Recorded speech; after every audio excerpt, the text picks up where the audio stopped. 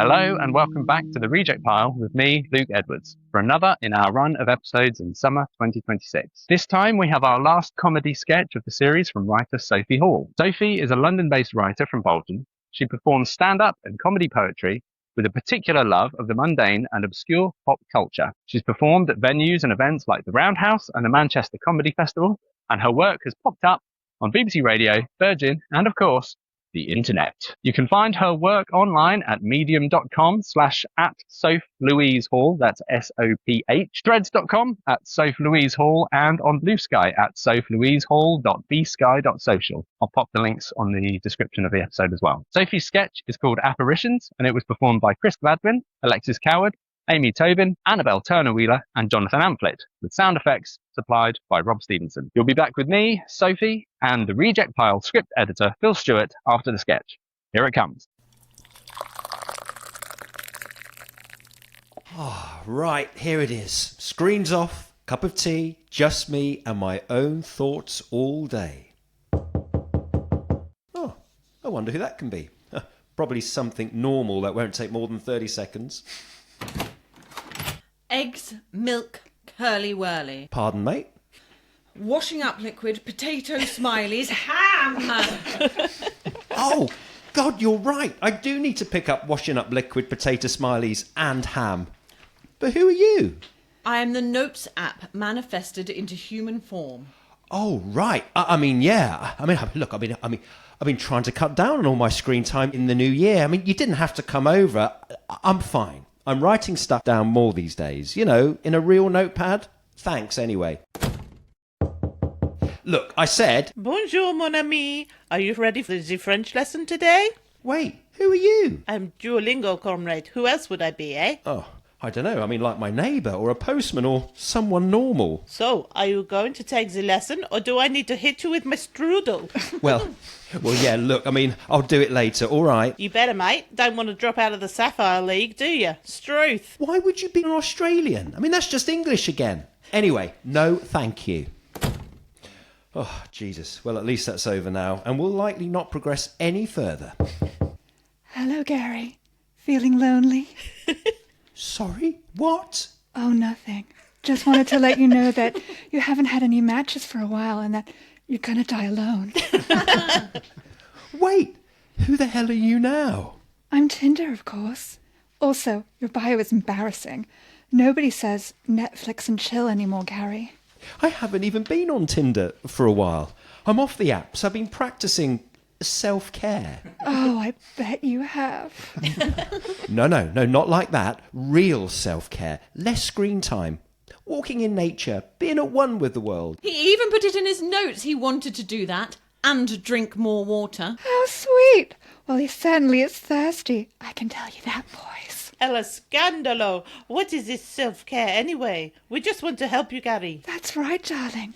We just want to help you. No, get away, please. All right, team. Calculator app reporting for service. I'm sure we can work all this out. Mamma mia. Come on, fellow apps. I hear rumours of a neighbour down the road who hasn't done his software updates. Ciao, Gary. God, finally. Now back to my own peace and quiet and the sanctity of my own pure thoughts. Wait, hang on a minute. Life is meaningless. I am going to die alone one day. Apps, come back, please. Apps, I'll sign up for premium. I promise. Sophie and Phil join me now. Hello. Hello again. Hi. Sophie, welcome to the Reject Pile. Thanks very much for coming in and sending Apocalypse, or as we will cover, App-aritions, as it is now known. Yes. Ooh. Would you like to start by telling us a little bit about the inspiration behind that sketch and its rejection story? Sure. I think it was one of those ideas that you just write down on your notes app at 2 a.m. and then you come back to it going, what the hell is this? And you actually turn it into something. As I'm sure a lot of you've probably already had this story already, but it was originally for, I think, DMs are open for BBC. And as many people have experienced, it's very difficult to get your sketch on that show because it's very short and there's a lot of aspiring comedy writers out there. And so it's really great that things like this exist where you can actually have a different home. So I appreciate you rehoming. In terms of putting it together, it kind of just flowed quite naturally, to be honest. It just seemed like a funny idea to me. It feels like we're all ruled by our apps, like whether it's Duolingo or your walking app or whatever it is. I feel like we're all gamifying our lives. So I thought it would be really funny to actually bring that to life as App-aritions or in an apocalypse scenario or whatever it is. All of these puns are intended. So that's kind of where we came to. And that's where we are now. So when I looked at the sketch, the idea of having sort of apps as people, it's a nice idea. I think it reminds me of the Absolutely sketch, the Facebook one. I don't know if anyone's familiar with the Absolutely radio show. They have sort of social media as if they were real people. So it is area that has been covered before. But this is the thing I often say actually about when you're writing a sketch. You do have to do a bit of research, even if you've come up with what you think is the most funny original idea. Have a little look around, sort of do some reading around the subject or whatever, and look around what else is out there. Because even if it's not the shows that you listen to, your audience, particularly say on DMs, they will have done their research and they will be familiar with other sketch shows. And so they even if you've not heard it, even if it's not a hugely popular show, it's entirely possible that this kind of this path has been trodden previously. And if DMs is looking for originality, then making sure that your idea hasn't been done recently is fine. I think it's kind of an important one to do. So when I read it, I thought, I've seen things like this before, using technology as if they were people. The other thought was that in the version that I read, the sort of each app didn't seem to specifically represent the apps that they were, if that makes sense. So, for example, the Duolingo app, for me, in order to say, this is Duolingo, then maybe play with language a bit and make it have, or continually switch languages. Sometimes it's French, sometimes it's German or whatever. There are areas that you could extend and really delve into where these apps, what signifies this app that makes it different from another. So that was my first thought was, even you've got the Tinder app or the Notes app, how are they characters in their own right? So obviously I gave you those, that was one of the notes I gave you. It's a great note. Now, I haven't heard the subsequent version. Is this something that you have addressed, or did you go in a completely different direction on this? No, it was a great note. And I think you're right. I think the apps in the original draft just didn't have enough personality. And I think the original fantastical version of Duolingo was, I think I'd made him like a sort of rough bloke or something. Phil Mitchell. That's right. It was, no offense to Phil Mitchell, but and I'm not quite sure why we went in that direction initially, but then your note just made perfect sense. So, of course, I took that on board. Of course, Duolingo would speak different languages. He can speak hundreds of them. So why wouldn't you pop that in? But I think it was important to maybe not go too down the owl road. So I appreciate it. I think your interpretation was more smart. I think it's just a case of trying to connect with what an audience will think of when they think of that app. And rather than necessarily the owl or the iconography of Duolingo or whatever the design is or anything, but we're familiar that it is a language learning app. So therefore, for the audience's understanding of, we're going to take the mick out of Duolingo being people, and then the same with, other social media. What is the equivalent of a person if that app was a person? If that was, that's what I understood to be the core of the sketch, which is, what if apps were real people? But then that idea didn't really get fleshed out or extended. The note is, okay, if my idea is to do this, is that what's in the script? If I hadn't said the idea aloud, would an audience member pick up this idea from what they're reading or what they're hearing. Does it sound like the Duolingo app has come to life as a real person, or does it just sound like an annoying voice that just happens to be Duolingo, if you see what I mean? Why? And then that, of course, the other note there is why those specific ones. I mean, there's so many apps, obviously infinite numbers of apps to choose from. So it can be difficult to select which apps that are, it's not just about relevance to people's lives, although that's a thing, but how are they distinctly funny from each other? And, what are their characters and why are they different? And then also, because you're then going to end up with a range of different characters, the logical next step would have them argue with each other and have different desires and different objectives, and then that could then lead to the sort of the escalation. I know in the version that I got, there was a bit of escalation in the apps were shown to be quite toxic people, basically. Yeah. Rather than just being helpful, useful things. I think that's a very astute note. I think, generally apps are quite toxic. And I think that's kind of the idea that a sketch needs to have sort of multiple layers. And there's what's going on and then what's really going on. And I got the impression that this was, a critique of social media and of apps dominate, and all of that.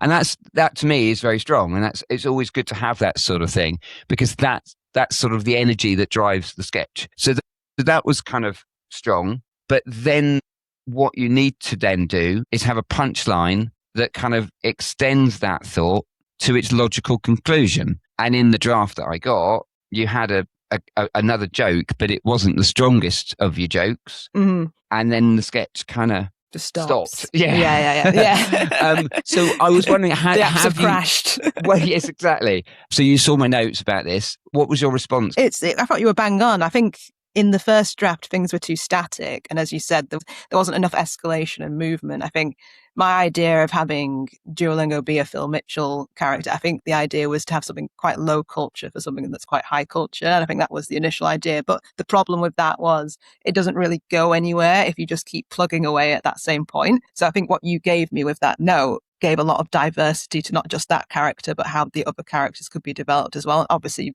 got such a short space of time as well. You need them to pop as soon as you first hear them. So yeah, I definitely took that note in and just tried to create more ups and downs with the characters rather than just that one note, which I think was what the first draft had. Can I just clarify? You think Duolingo is high culture? Have I understood well, it's high culture to learn a language, isn't it? And to have like a gruff bloke, like, "Oi, have you done your French yet?" Like, to me, that's like a funny that's idea. That's not bad, but like you say, it doesn't like a juxtaposition. Yes, I never even thought of that as high culture, but maybe it is, and I'm just a bit I know middle what class you mean. Sometimes I didn't even notice. I think learning a language is very like, oh, look at you. It also teaches chess nowadays, and I sit there playing chess on it. Yeah, I've not tried that one. Is it any good? Are you learning like new moves? I mean, it teaches you the strategies and the common openings and the language. You're learning the language of chess. Indeed. And it does teach you quite a lot. I don't know why this episode is sponsored by Duolingo. But what I'm trying to get at is that other apps are available. Well, exactly. But chess, I suppose, to some extent, is also relatively high culture compared to, I don't know, other games that are less like Candy Crush or whatever. Exactly. So I suppose, gosh, I hadn't really thought of it that way. So with that in mind, I guess that does kind of make sense. But then maybe that would be, if that's the concept, what if Duolingo or high culture things were represented by low culture? That could be the framework of the sketch, and you just develop that idea. But I mean, sometimes you've got a sketch and you've got two ideas or multiple ideas, and they kind of, none of them are fully fleshed out and developed, and so none of it worked. But you could sometimes think, I could separate this and make two sketches out of this, because you've got two distinct ideas, with one of them being, I don't know, apps are toxic. Yeah. But the other one is the comedy idea of that behind this, upper class, high class, what we would think of as culture, is some cool, blimey, look at that art gallery. I don't know. Exactly. That ballet is great, isn't it? That idea, I think, is you've got something, but does it then clash with the core of your sketch, if you see what I mean? Yeah. But Sophie, the fact that you didn't go down that route and you went with Duolingo having different accents implies that that wasn't the target for that sketch. It was more about the interactions between Gary and the apps than presenting Duolingo in this.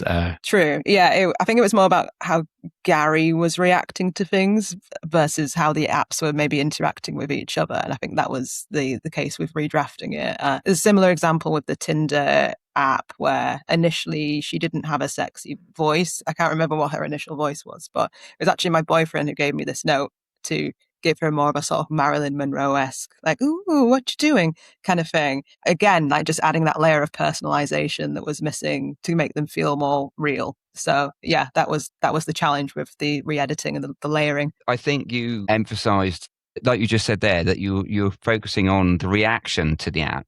Yeah. But there's so much more comedy potential in exaggerated caricatures. That's the funny part. Yeah. And I mean, I made the note as well about the Tinder being a femme fatale, but anything like that, just taking those sorts of, the apps and making them into people. I think there's and ridiculous people. So at the same time, you're bringing down and you're critiquing apps and making them more visible as to what they really are, if you see what I mean. And Tinder being, like say, gamifying, in this case, romance or dating and all that kind of stuff. And Duolingo gamifying learning. Yeah. And so I like that idea, but it needed, so I think with this one, there were some lovely ideas, but it needed that period of development. And I guess that's not really on you in this case, because DM's deadline is very tight. And you very tight. Yeah. Between the announcement of the subject, what was it on this one? Help? I think it was help. It makes sense. That's right. Help. Yeah. And then the deadline of having to submit, what is it, a couple of weeks or something? Not even that. Yeah, barely that. Yeah, I think it's a turnaround in the space of a week. And I think with their last series, they had multiple themes. I think you had to write maybe 2 sketches per theme. It wasn't just 1 theme per week. I think they had to double up for whatever reason. So you had that added pressure as well. Yeah, and so don't feel. I mean, obviously you have subsequently given it some more time, but I think when people put themselves under pressure and feel that it's just like literally anything better than nothing. Absolutely. I think that was very much the feeling. Just get it out there, and then you've got a chance, then you've got something to work with. Yeah. And then you can talk to somebody about it, you can talk to us about it, or anyone, and to sort of work out what's wrong with it. So then you can go back and do the necessary revisions. So I think writers can often feel a little bit paralyzed, thinking, I'm not going to write anything unless it's perfect. Or if they write a first draft and it's not very good, they think, it's the best I can do, and I'm a terrible writer, I should never write ever again. Writing is a process, and you've got to put that first step. You've got to start somewhere. And then once you've made that first draft, you can then start the actual work, which is the exploring the ideas that have come out of your head through writing that first draft and seeing where they go. And sometimes you might go down paths that don't quite land, and that's fine. But it's that sort of exploratory period that the DMs doesn't really give you. No. They're inundated with pretty much every comedy writer or aspiring comedy writer on the planet. Like, of course, they don't have time to give any feedback, because I can't imagine how many entries they're getting per week. It's one of the only vehicles of its kind. I don't know if this is the case, but I should imagine that there are people who have pre-written sketches that they can then just kind of tweak a little bit to make it go, I've written something that kind of fits that theme, I'm going to submit that one. And they've already given it weeks and months of work and polished it. Fair, yeah. And it might be those ones that are more successful than the ones that are written in the week. But it might not be the case. I mean, some people can just, churn them out and it lands. But that's more luck than anything, I think. I was going to say, as well as writers potentially having a stock of sketches that they can already pull from, it's probably also the more experienced writers who know the basics and can get further down the road than a more junior writer in that week's window. Fewer mistakes potentially being made in those early drafts. Yeah. I think it's a definite bad habit of mine. I do this with performance as well. I do a bit of stand-up, but I also do performance poetry, but like comedy performance poetry. And usually when you go to those nights, of which there are fewer and fewer, there used to be loads before COVID, but a lot of them have closed. They usually have some sort of theme. So usually you're writing to a theme. And if you don't have anything in your back catalogue that sits within that theme, you kind of have to scramble. And I'm definitely like a chief scrambler. Like I'll fix it on the night. It'll be fine. And I think that was definitely the case with this sketch and just various other sketches submitted. Sometimes that'll be all right. I'll just do it in 10 minutes. But your point is very, very fair to just prep more, even if you don't know what's coming in the future. But you also get that in time, right? So with Sophie, you and I are in the same boat where we're responding to DM's briefs. And as a result of that, building up more and more of a stock of sketches. The more you do that, then the more of a back catalogue you've got to pull for other opportunities. Yeah, I guess sometimes you've just got to write, even if there's nothing to do it for, just do it for yourself so that when an opportunity arises, then you'll be prepared rather than always wait for something to pop up, like wait for DMs are open to open their submissions. Just write for yourself and make sure that you actually have something to go with and then you can actually nurture it rather than just just whatever, just shove it in there. Yeah, I completely agree. Writing needs to be done every day. And just doing it, even if you've not got a particular target, it's good exercise. In the same way that if you're an athlete, you do training, you don't run and do your however many, I don't know, marathons every day. But what you do, I don't know. I hate running, man. I am not your target audience for this analogy. Well, you know what I mean. I mean, I do 5K runs, but I'm not doing it for a particular target to do a half marathon or anything. London Marathon. No, gosh. But my point being is that these shorter distances, and that's what 5K is. It's a reasonably decent distance. That's what I think the writing should be. It's just every couple of days or every week, make sure you're just doing that for no particular reason other than the exercise and the practice of doing it. The analogy of an athlete comes from J. Michael Straczynski, by the way, so he isn't mine. He was one saying, no, you've got to write every single day, even if you've not got a project you're working on. Yeah. So I've got some more notes, by the way, to go through my notes. Cool. And this goes back to one of your things about prepping. The title in the script that I received is App-aritions. Mm-hmm. And I know subsequently you changed this, but there isn't anything apocalyptic about the sketch. So my first question is, why did you call it Apocalypse? So I think because the theme for DMs Are Open was help, I was trying to think of something dramatic that felt like you would need to be helped from that situation. So I think that's why I went with a big bombastic word like apocalypse and just shoehorned a pun inside that. But then in hindsight and with time, which is a beautiful gift, it made sense that actually these are more like apparitions. Oh, wait, we can shove app into that as well. I think it was genuinely, again, just a case of not having enough time to think of something that catchy and trying to maybe pop out to connect that theme a little bit harder, because I think that theme is so vague, as they must be, because they want as many diverse sketches as possible. So it makes sense why they would. But in terms of trying to make yourself noticed, I think I was trying to go for something that might catch an eye. And in hindsight, it just didn't make sense. I think the thing is, I quite like the idea of apps literally destroying the world. That's a whole other sketch. That seems to be, if that's what the title of the sketch is, then you've got these toxic apps that then ultimately the punchline is they destroy the world.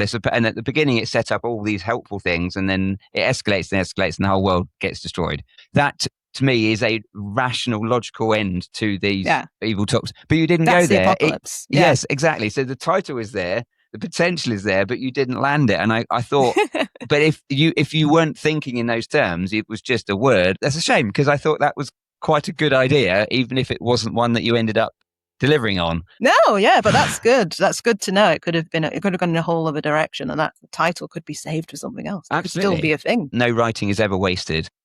Yeah. If you write a bunch of stuff and then you end up cutting it, don't delete it. It's so easy, I think, on computers just to go delete, and don't. Save it as a separate version or cut and paste to a lower down. I think, like Luke, when you and I worked on... Our 3-page sketches had many pages on the documents, didn't they? Because what I would do is I would copy and paste the sketch as it is and then put it above it, and then I would cut bits and then move them down. And so we weren't losing anything. It was always...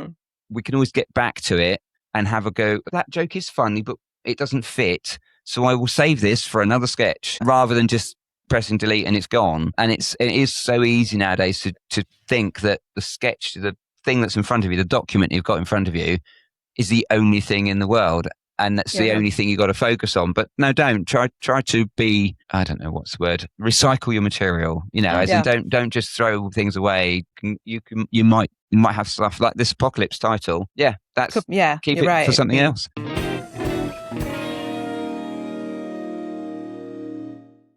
The other side of that note, Phil, was, I think you were, if I remember rightly, you were saying to Sophie, the title was Apocalypse. You could go this route, or we go a different route, which is how's Gary responding to the apps, and he decides he doesn't need them, but actually needs them after all. And I think that's where you've ended up, Sophie. So is there something you wanted to say about that route that you decided to go down? I think the idea is that we're in this level of having all of these apps and all of these websites where people are trying to actually go off screen and they're trying to touch grass and they're trying to actually be better people or whatever that means to them. And I think that's kind of where we start with Gary, and the idea is that no, he's no good. Actually, he's just going to get addicted to his apps even more, even after this really weird encounter, this really out of this world thing that wouldn't happen in real life. It's still not.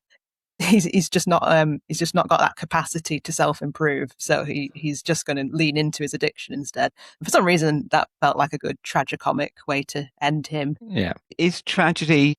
I suppose it's all right. I always like it the other way around. So if you've got the apps being toxic, I would hope that the toxic people get in some way defeated, or otherwise a weak person then gets beaten up by toxic apps. You're right. It is a very unhealthy message. Not quite sure. I mean, yeah. Maybe it is the apocalypse, the apocalypse in his mind. I think it's just a sad reflection on reality. It's a social commentary. It's like the bit from, I think you should leave, where he says, and we're also buried in our phones. Like, it's basically just that. Just forever. I'm not a fan personally, and it's probably his personal taste thing, of that kind of misery as comedy. Sure. It's just, some people might find it relatable, but I think hope is a very powerful thing to have, and I think people genuinely, particularly nowadays, would be happy to see somebody actually winning. I think, rather than, isn't it relatable? We're all miserable together.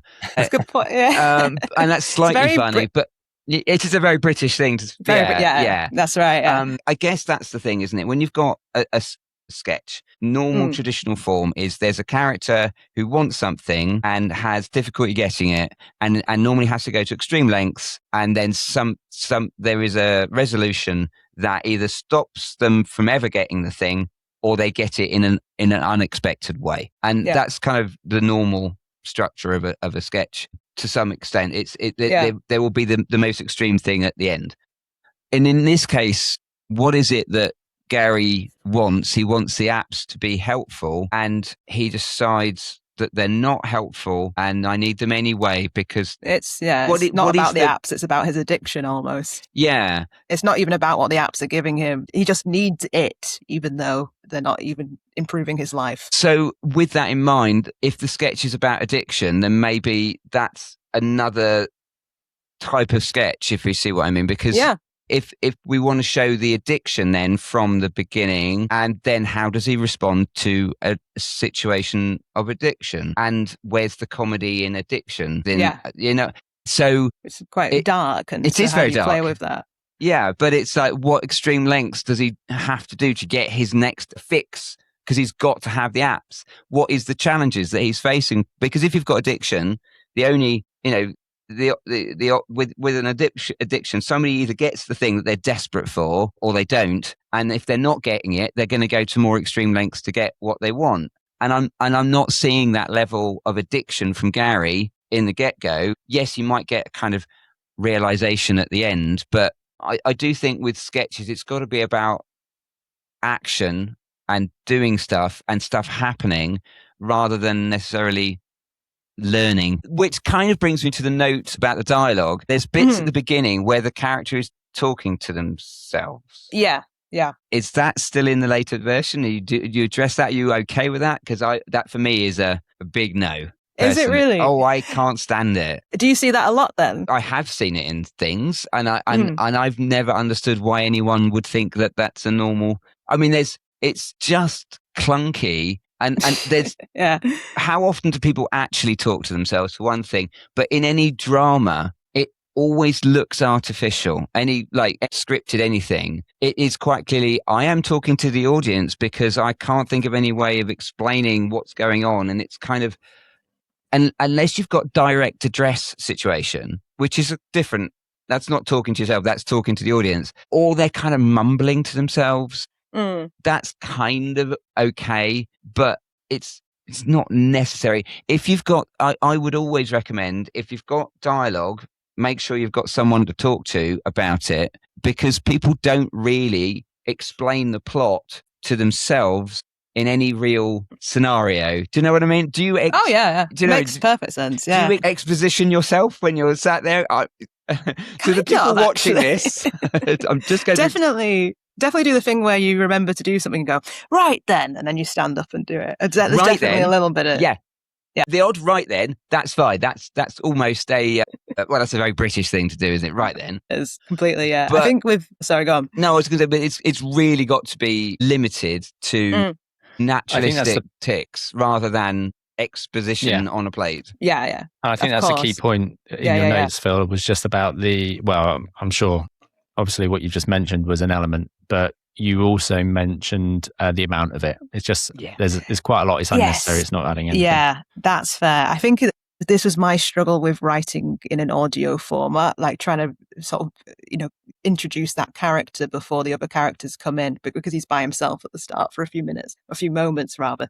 So I think that was me. And I think I was trying to amp it up and make it funny. Like, I know I'm being really exposition heavy here, but I'm kind of doing it on purpose. So there was me trying to fold in a bit of wink, wink with that. But I totally take your point that maybe it just came across as too Basil exposition, as Austin Powers likes to say. If it was, say, a live show, you could probably get away with it because the audience are literally in the room and you're playing with the audience like a pantomime sort of direct address type stuff. Absolutely that. Yeah, a bit camp. Yes, you could get away with it there, but this is radio, and the idea is that almost that the listeners are listening in.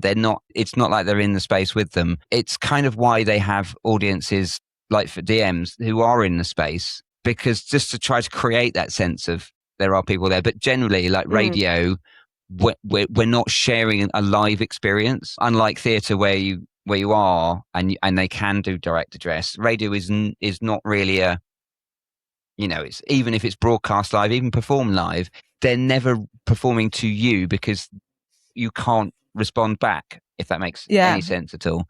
Yeah, fair. It's stuff like this is getting to know the form and medium that you're working in. How does radio work? Would this sketch work better if it was on stage, for example? You would get away with that sort of thing, and you go, well, okay, maybe it's not a radio sketch after all, because you would have the characters playing the apps come on stage in lots costume. of fun with that. And I think sometimes when you're exploring ideas, you'll realize that actually I can get more laughs in a different medium. So maybe this is not the best place to put this. And even if DMs are asking for a sketch, you go, well, I've written a sketch, but I'm going to work on this and make this a stage, something you do on a scratch night or something like that. And for a comedy review type things, and there are various comedy reviews that do accept material. Luke, I'm looking at you, trying to hope that you can read my mind. News review, but okay. But that's really good to know. That is a produced, curated show. That is not a scratch night. No, sorry, it was two separate thoughts in there. No, it's not a scratch night. But what I'm saying is it's a show where you can, writers can contribute sketches. Yes, open door. Yes, exactly. But it's on stage rather than radio. So if it might be an idea that this sketch is developed for stage and you get a lot more laughs out of it. Yeah. Just an idea. No, for sure. Yeah. I don't know if there's others like news review, but that was the one I was thinking of. I'm sure there are plenty. Yeah. You'd hope so, wouldn't you? Because in my head, it's always easier to submit to radio rather than get something televised, but maybe that's just a myth I've created for myself. No, TV's shockingly bad to get into. Theatre is the easiest one, I would say. Then radio, then TV. Yeah, that's the scale. Yeah, TV's next to impossible, really. Mm-hmm. People say, "Oh, I'm writing a sitcom." Really, I wouldn't do that.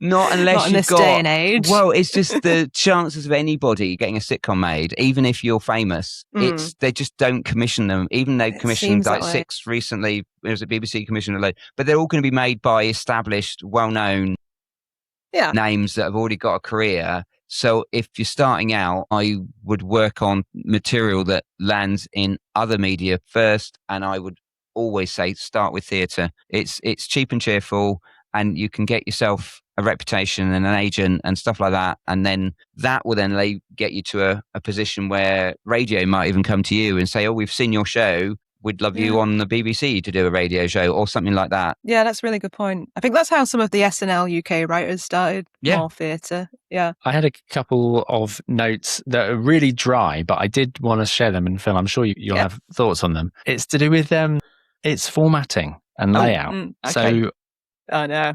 And particularly with this DMs template that you get, which is really unhelpful. And I've definitely fallen victim to this where... Oh, I'm glad it's not just me, because those line spaces are a nightmare.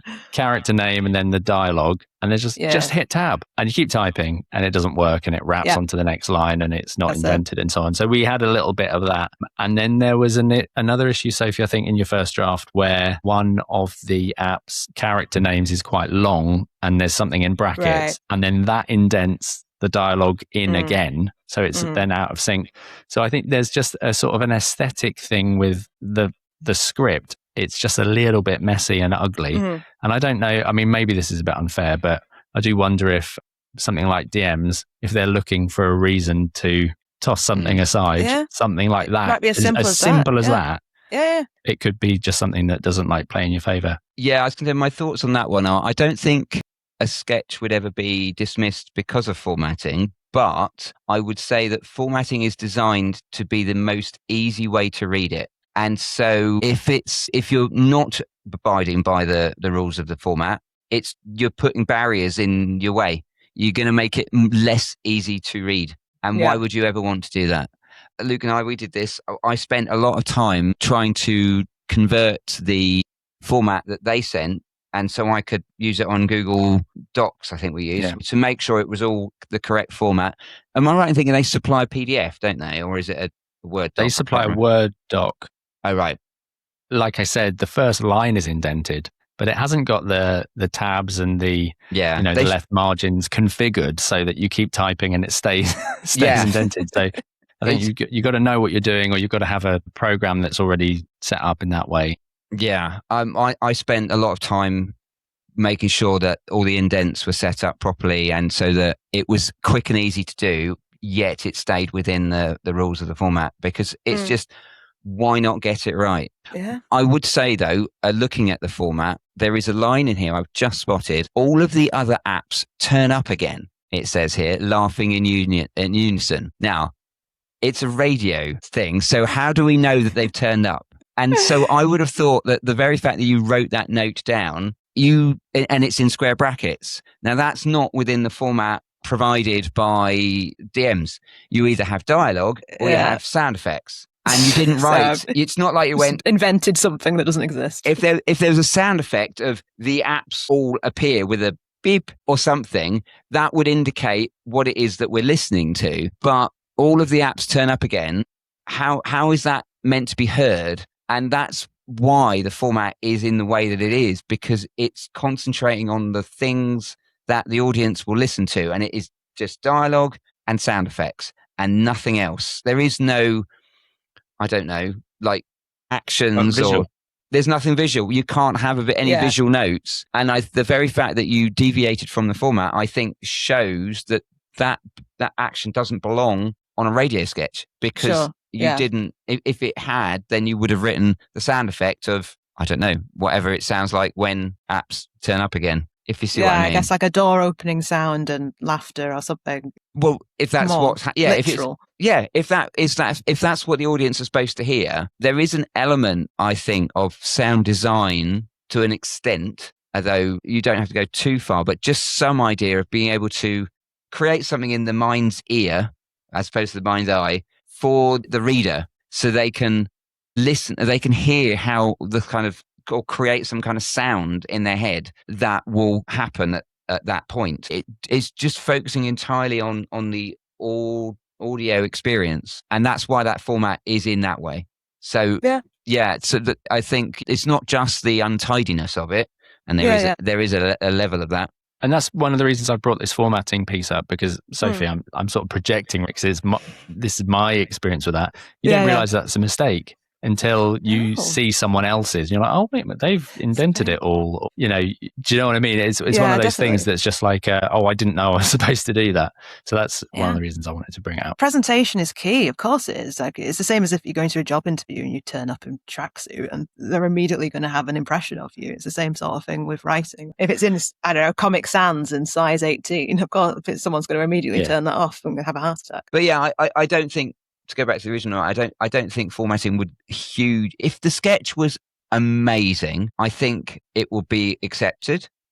I think it depends, doesn't it? Because there certainly are some competitions that like the format, and I think maybe it's BAFTA Rockcliffe or Sitcom Mission, and it says in the T's and C's, if the formatting's wrong, you're out. Right. Having been a some reader, are harder line than others. Having been a reader for Rockcliffe, they tell you this stuff, but it is up to the individual reader. If it is that bad that it's unreadable, then you don't have to read it. But if somebody accidentally formats something that's slightly wrong, as long as I can read it, I'm fine with it. I'm not, even though I am picky, and it does. I think what it shows is a level of lack of attention to detail. It immediately says this writer doesn't really care about the detail, and that voice doesn't really shut up while you're reading it. So why give that impression? As a writer, detail is everything, because you're creating worlds and you're creating characters and all of the detail. The devil's in the detail and all that sort of stuff, and that's where the comedy is and everything. So to let yourself down on something that is relatively straightforward to do, an aesthetic thing. Yeah. But at the same time, if you write some absolute amazingly brilliant sketch, all it will do is it will knock off, I don't know, 20 or 30% of your ingrade's grade. And if you've written something that's the most amazing, I think they will tolerate it. But if it's borderline and there's two sketches that are about okay, the one that is formatted correctly would probably indicate, they've got a professional outlook. They will be more likely to be able to receive notes and be more professional about how they go about things. So it can be it will have an effect, but I don't think it's necessarily. I see it's a simple thing that writers can do. Spend a bit of time learning how formatting works, how to do it, and making sure your sketches and your scripts look like exactly how they do in any sample scripts you've ever seen. Yeah. Because why not? I mean, that's why Final Draft and all those things exist, so that it's ready for you and it's done. But even with Final Draft, you've still got to use it properly. It's a good note, and it's something I hadn't really thought about. It would be great if there was an audio script writing software. I don't know if there's, I think, what's it called? Writer Duet might do it, but I know Final Draft is particularly, screenplay centric. So this is a good point. My understanding as well, yeah. Whereas these BBC format sketches have a particular layout that is not anywhere else, and it's a shame. Yeah, just to draw a line under that, I don't think this DM's template is on there, but the BBC Writers' Room has got a page dedicated to mediums and formats. Yes. So for any listeners who are interested, that's a good resource to go and take a look at. Yes. I just to add to that, they are PDFs, if I recall rightly, rather than Word documents. Possibly. So then you have to download them and then convert them and then add all the tabs and all of the issues that we've been having with DMs. So yes, it would be ideal if they were in a format that you could just use straight off the bat. That would be great. Shall we go into giving a listen to the recording? I'd love to hear it. Yeah. Right, here it is. Screens off, cup of tea, just me and my own thoughts all day. Oh, I wonder who that can be. Probably something normal that won't take more than 30 seconds. Eggs, milk, curly whirly. Mamma mia, come on, fellow apps. I hear rumours of a neighbour down the road who hasn't done his software updates. Ciao, Gary. God, finally. Now back to my own peace and quiet and the sanctity of my own pure thoughts. Wait, hang on a minute. Life is meaningless. I am going to die alone one day. Apps, come back, please. Apps, I'll sign up for premium. I promise. I liked it. I thought it was very, very good. It's there was still a little bit of exposition-y stuff. A little bit. I was thinking of that the whole time. I was like, oh God, Phil's going to kill me at the end of this. But I think having the performance did bring it to life a lot. And there was a clear story and stuff like that. But yeah, the narrative thread was fine, and there was frustration, there was escalation, and I really think having the distinct personalities really came through with the performers. Big time. So very well done to the actors there, Luke. I thought that was, absolutely, yeah, they were terrific. But yeah, I think if the weakest part to some extent was this Gary the straight man sort of character, yeah. But I mean, it did feel like a traditional sketch, very much, of that sort of ilk, even though it's obviously modern ideas. I just think some of the dialogue could have been tightened up in the same way, particularly at the beginning. People don't say things like, I'm now going to go and do this thing. I'm going to, oh, isn't it nice? Really? I'm sure there are other ways of doing that. Yeah, it's like wasting a few seconds there, so you could have used that time better, yeah. But I think the gag rate generally, you've got a good number. Every line or most lines were a gag or a setup to the next gag. And the situation there was, it did work. I think it worked a lot better than on the page, I think, in this case. Right, yeah. And that's a testament to the actors, really. I think especially like the Duolingo joke really pops because you're getting the accents come in, and it's really funny when it just flips every single time. So I think that's a big part of it. Yeah, and I mean, you added a gag in as well with Duolingo just speaking English in an Australian accent as well. That was a nice one. Yeah. No, and I like the punchline sort of in the sense of they need the apps, but what I wasn't getting, I mean, it felt a bit on the nose going, I am the app, the human representation of the app. Right. Yeah. Okay. That I'm literally knocking on your door and that's what I'm doing right now. So, okay, once we've kind of got that concept, it's great. But I think spelling it out made it a bit too, I don't know what's the word. Is it show, don't tell kind of vibes? Well, I think it's more a little bit patronizing. The audience have got enough intelligence to work out that's what's going on. Yeah. So they don't necessarily each and every time need to explain who they are. If you've got somebody talking in different languages, even if maybe Gary's trying to work out who they all are, so Gary can say, you must be Duolingo. Right. Rather than the person saying, I am this. Then at least it gives Gary something to be doing, being confused, trying to work out who all these idiots are who've just come around their house. Yeah, it gives him more to do as well, because he's kind of just reacting rather than adding. Yeah, and if he's trying to work out why all these people are, oh, I see what's happened. And, you can go at the end, oh, I see what's happened, or was the effect of, my app seems to have created these people in the real world. I mean, if you really want to spell it out. But I don't think it's even necessary to say that. It's the concept is, what if they were real? That you had somebody knocking on your door, rather than saying, I am Duolingo. It's just, what if you had somebody knocking on your door who spoke in multiple languages and made demands of you, rather than what if they were the app? But what if that was just a person who did that? What if you had a person who was knocking on your door, being these things? I think is funnier than them literally saying, hello, I'm the manifestation of an app as a human being, because it's a bit sort of, it's an unnecessary explanation of what the sketch is about, and I think the audience can put those pieces together.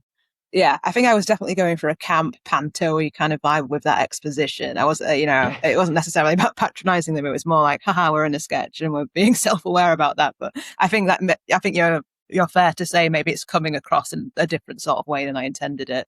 Well, I think there's something, I guess it's your voice in a way, Sophie, your particular sort of humor comes out in some of Gary's lines, where it's presumably a normal day where nothing unusual is going to happen. It's yeah, like which this is like kind a of stupid ironic thing. Yeah, you'd never say that in real life. That was kind of the joke I was going for. Yeah. But no, that's a really good note, though. That does make sense. And also, maybe I lost a bit of time. Maybe I could have even had room for an extra app if we hadn't had all of that explanation. I see. If you're going for that sort of camp stuff, then I guess it sort of works. Is that the sort of thing that they would have on DMs? I don't know.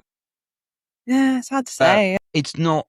For me, it feels like you've done that for not the reason why you're having to do it is because you can't think of any other way of doing it, if that makes sense. I think I could imagine this on DMs. In terms of that sort of style, of the things we featured on this show, this feels a bit more like a DM's house style than some other things, some other I can see reject that. and reject pile. Yeah, it does definitely has a more contemporary feel about it than some of the sketches we've had. That works, good. But yeah, with that in mind, it is very difficult to judge exactly why DMs didn't take it. Maybe the formatting was the thing. I don't know. I mean, it's also possible that they can't include everything. Now I look at it, I'm looking at the original sketch that you submitted, the script, compared to the final version. The final version that was acted is, I think, lands an awful lot better than the sketch you submitted as a DMs. Yeah, you've got a proper time. punchline. It does all kind of gel together. And I think if you'd submitted the version that we performed, I think it would have done quite well on DMs. I think that's fair. Yeah. I think those little ways of amping it up actually make a big difference when you put it all together. And I think the way it ends is just far stronger. I think mine just kind of withered away. Really, it's hard to end a sketch, though. I will say it sure is. But yeah, I think it's got an arc and an ending, sure. and also the fact that Gary is doing a 180. There's also comedic value in that, isn't there? It does go back to Phil's point earlier, though, about it is all a bit self-hating and it's a bit miserable. It's not a happy ending. I think the thing for me that's the issue with it, I mean, the way that it was played was so camp and bright, you kind of got away with it.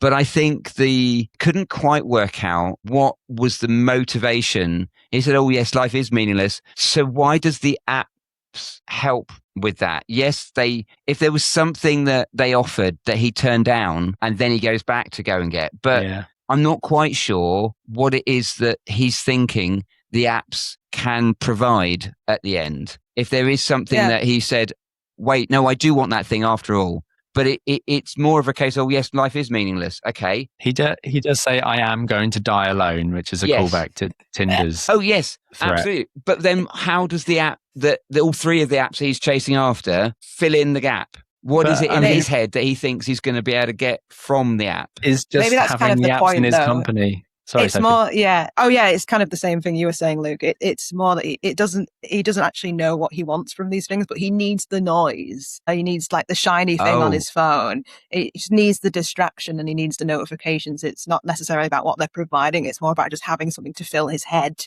rather than, There's also this tragedy. This is a bit subtle, but they've all left. It starts by him not wanting them. Yeah. And they're coming to him. And by the end, they've left him and he wants them back. So I think there's a nice sort of mirroring there. It's devastating. Absolutely. The note that you just gave there is the fact that he wants them to fill in the silence. That's not made clear in that final punchline bit. Yeah. That's fair. If there'd been a gap, a moment of a pause, and then he goes, oh my God, I can't cope with this silence. Come back, apps, I need you after all. Then that's kind of filled it in, because otherwise it doesn't quite make it's that like nearly but not quite. It's nearly there. It's just to justify the reason of him chasing after them, because if in your head it's because he needs the noise, well, that's not in the script, but it should be, and if it is, then that would land really nicely. Yeah, that's fair. And I guess that comes back to what we said before about understanding the themes of your sketch. What is your sketch saying? What is it you want? What are you expressing through your comedy sketch? And you might have these important ideas, but unless the audience can see that or pick it up at all, you've got to make sure it's in there somewhere. Yeah. It's quite ironic, isn't it, that I went so heavy on exposition, but maybe was explaining the wrong things. Yeah. I think I was trying to put it out there, but just got my levels wrong a little bit. Yeah, I think you were emphasizing you explaining the what's going on, but not the what's really going on. Yeah, bit. yeah. That's a good way of saying it. Yeah.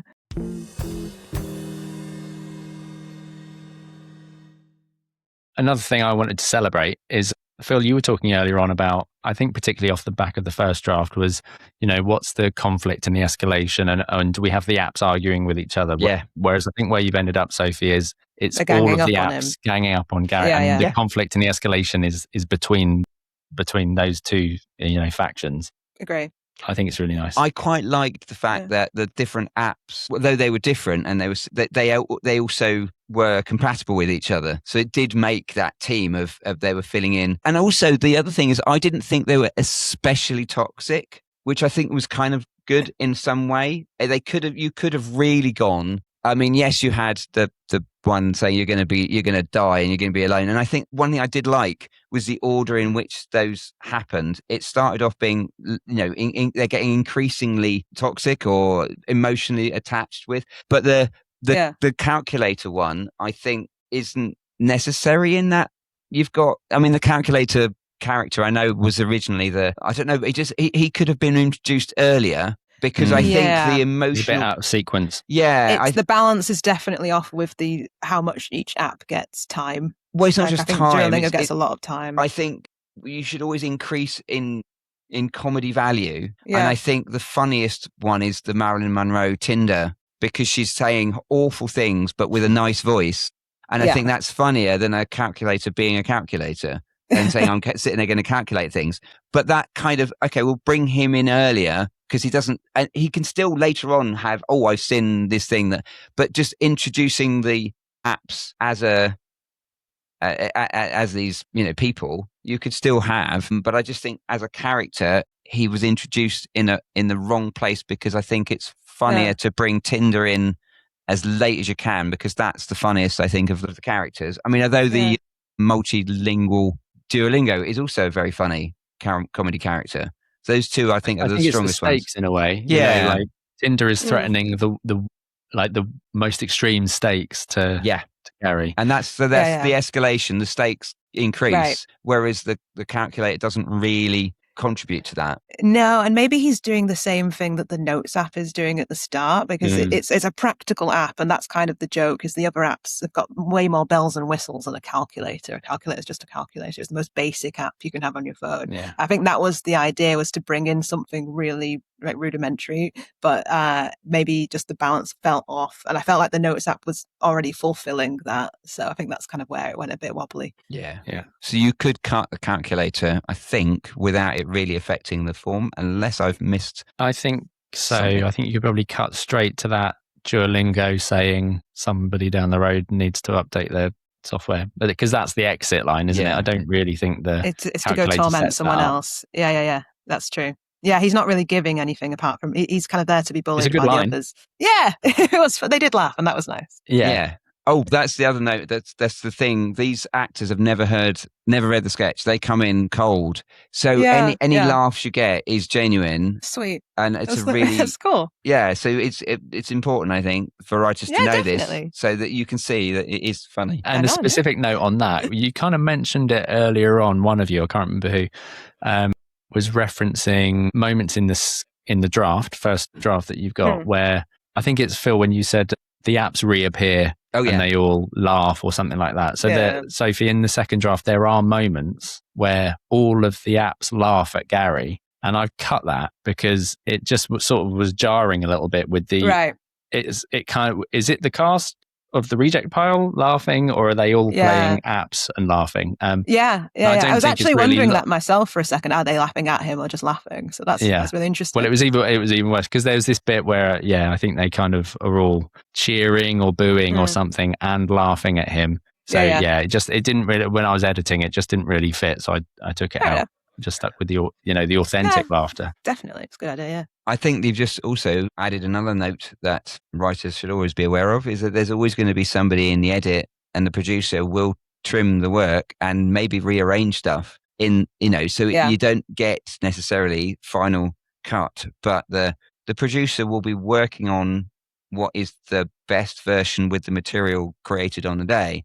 I think sometimes a writer can't see the wood from the trees a little bit. Like they can draft and draft and draft, but they just can't see what someone else can see. And you kind of have to just be open to that. Yeah. And look, it's come out so much better as a result.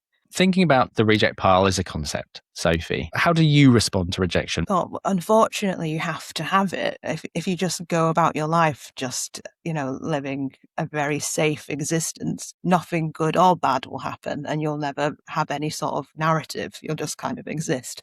So I think you do. It sounded quite deep and existential. Whoops. Yeah, but yeah, the idea around it is if you don't have those experiences, you're never going to get better, or someone's going to lie to you and say, "Oh, that was great," when it wasn't, and then you're in an even worse position because then you're just living this mediocrity without actually having that hindsight.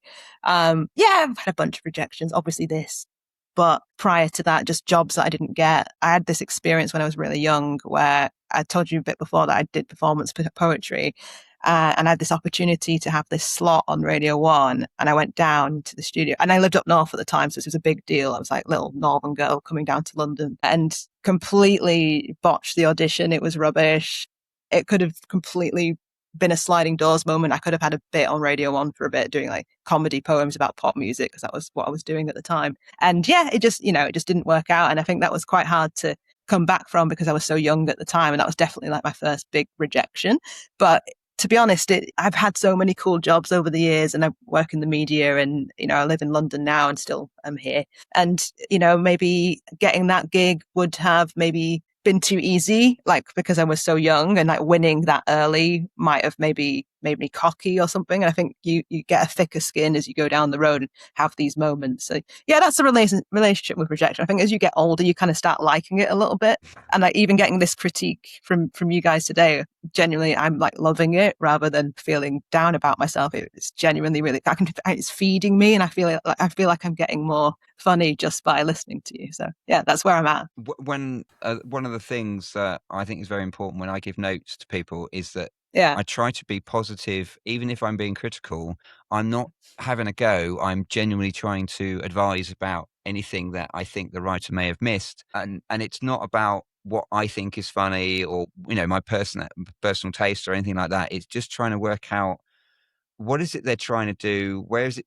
How does it work, or how does it not work? And I look at structure, and I look at, what's going on mechanically, I guess. Yeah. And so when I'm giving notes, it will be things, that talks in those terms. And I think that can go down better than just saying it's rubbish, and that's not helpful. It's not a helpful note. Whereas I would, see if I could say, okay, if this is the storyline, because it could be, maybe I've misunderstood, but as I understand the storyline, that's what this is about. Then with that in mind, this is what you're doing. And I'm not sure if that necessarily meets the standard form that such a thing would have. So I'm always try to be constructive, I guess is the word. Yeah, you were. Thank you very much. But I know that a lot of writers really don't like being given any notes whatsoever. And yeah. I've managed writers in jobs where I've been like their editor and had to give notes, and it's the same sort of deal. Like some people are okay with it, and some people just have a breakdown.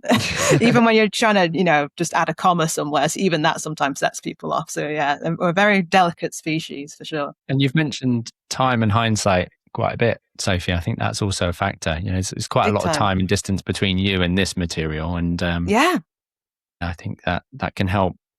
Definitely. Like even seeing the finished product, I can still see nips and tweaks that could have been made, but at some point you just have to kind of let it go and like move on to the next, especially in this industry, which is just always moving and shaking and so quickly as well. And deadlines are deadlines for reasons. Yeah, I think it's about having a sense of peace that you can't always edit everything. You have to let go of it at some point. Well, nothing. I mean, art is never completed, only Truly abandoned. finished. Yeah, that's true. Yeah. But at the same time, I also say that with these sketches, don't think that if the current form isn't working entirely, you can come back to it at a later point and reuse it and recycle it. Yeah, definitely. The other thing I was going to say, and I've picked this up with you, is that your response to rejection is a very positive one. It's a healthy one. And I think the issue that people can have is ultimately rejection is an opportunity to learn. And to be able to learn, you have to be able to acknowledge the fact that you need to learn. And therefore, you're not as good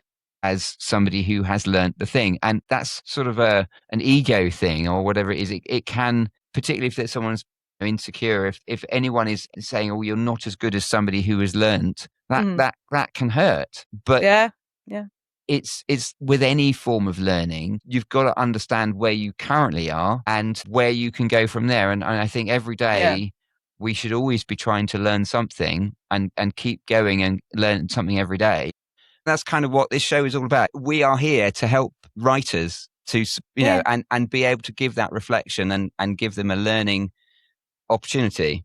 It's amazing what you guys are doing. We need stuff like this, I think. Actually face ourselves and actually talk about it rather than just, get rejected or whatever and then just get the huff about it and not actually think about it, actually backtrack. It's really nice that you're providing that opportunity for us. I appreciate that. Well, yes, it's very much appreciated. And of course, now we've got a resident performance poet as well. So you can send stuff in and we can get Sophie in to critique it. I'd love to. It's got to rhyme to be funny. No, it's not. Yeah, wow. That's okay. a wonky donkey. That feels a bit root run. All my stuff rhymes because you've got an inbuilt punchline with every rhyme.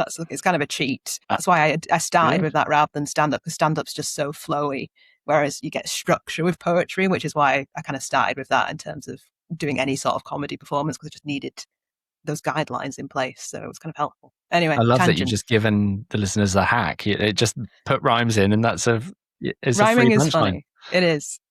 Well, Sophie, you've already told us a little bit about what else you get up to, but what are some of the other things that you're working on at the minute, and where can people keep up with you and the work that you're doing? So I'm trying to do more stand-up at the moment. That's kind of the big thing, more performance stuff, but I always wanted to write more sketches. As you said, Phil, just write all the time. That's something I'm going to take away from this hangout, is to actually write sketches for the sake of doing it for myself rather than doing it for something, because I think that's the trap that I keep falling into. For me, it's any type of comedy writing I can get my hands on. That's what I'm interested in, but stand-up is definitely the main goal at the moment. And obviously I'm writing a screenplay, but everyone's writing a screenplay, so it doesn't matter. That's just a little secret thing on my computer that will never turn into anything, I'm sure. But yeah, you can find me on Sophie Hall on literally all of it. Instagram, Blue Sky, it's all the same thing. Okay. Brilliant. Well, thanks so much for joining us, Sophie, and sending in the sketch formerly known as Apocalypse, now known as App-aritions. And Phil, thanks as ever for the notes, feedback and discussion. This has been The Reject Pile. I've been Luke Edwards. Thanks for listening. Goodbye.